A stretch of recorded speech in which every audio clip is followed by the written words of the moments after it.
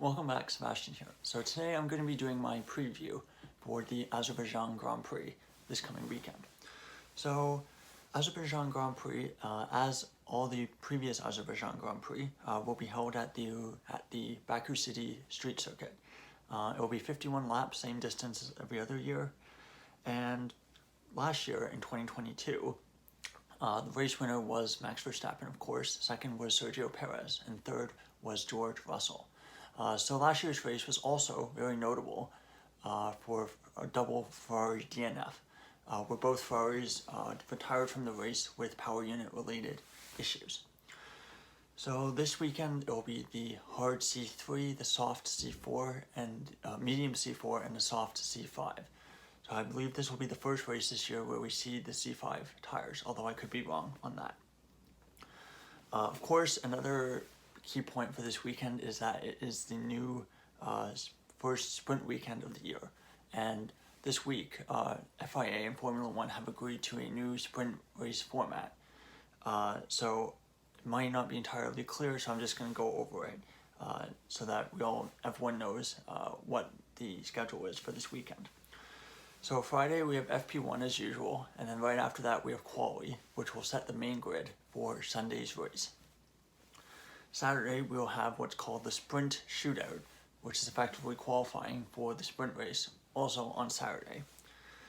And in the sprint shootout, interestingly, Q1 and Q2, the drivers must use the medium tires, and Q3, the drivers have to use the soft tires. So a bit of a change. So it seems like it's almost a preview of the change that they're doing at the Imola Grand Prix, the Emilia-Romagna Grand Prix, where they are making it so that's hard tires in Q1, medium tires in Q2, and soft tires in Q3. So that's an interesting change that they're making. And of course, also on Saturday is the sprint. And then of course Sunday is the Grand Prix as usual. So effectively you have qualifying, and then you have the race, and then in the middle you have a mini race plus qualifying on Saturday. So it'll be interesting to see how that goes. I think it's not having the sprint race set the grid for the main race, I think, is an improvement, because I think having the main grid be set by the sprint race meant that drivers were much more cautious during the sprint race and they weren't really going for moves.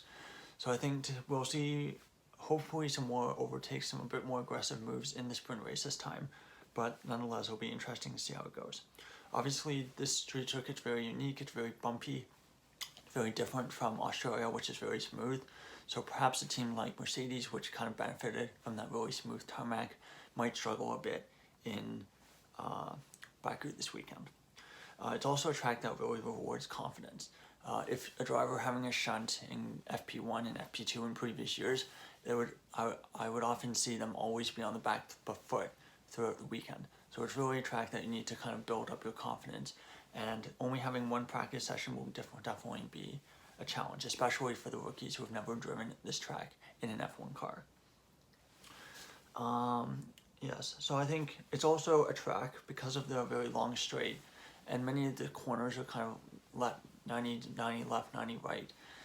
It's a track that really rewards aerodynamic efficiency. You of course want to have the aerodynamics and the downforce to be able to go through the corners, which are all kind of like medium speed corners, but you also want to be able to not have too much downforce so that you can go down that back straight as fast as possible. So I think this is going to be a track that really benefits Red Bull. They have the best aerodynamic efficiency, and the only team that was really close to them in Australia, which was Mercedes, I think really benefited from that smooth track. So I think they're really going to be in a world of their own this weekend, but I'd like to be proven wrong and have a really exciting race. So just to finish up with some predictions for this weekend, I'm going to go with the Max Verstappen win, Sergio Perez second, and Charles Leclerc third, getting his first podium. I think the Ferraris have a good chance this weekend. The Astons have really draggy cars, so I think that's going to hurt them on the long straights. And perhaps Ferrari's engine being a bit better this year, they'll have a good chance of getting a podium. Of course, I think this is also a weekend that Sergio Perez fans will have circled on their calendar for a long time now. He's done very well at this track historically, and of course he won this race in 2021, of course aided by Verstappen's tire blowout. But I think this will be a weekend where Perez could challenge Max Verstappen on pure pace, given how he's always been very good at this track historically. Alright, so thank you so much for watching. I'll be covering all the action this weekend, and please leave your thoughts down in the comment section below. Who do you predict will be on the podium this weekend? Please like the video if you enjoyed, and please subscribe if you want to see more. Thank you so much, and goodbye.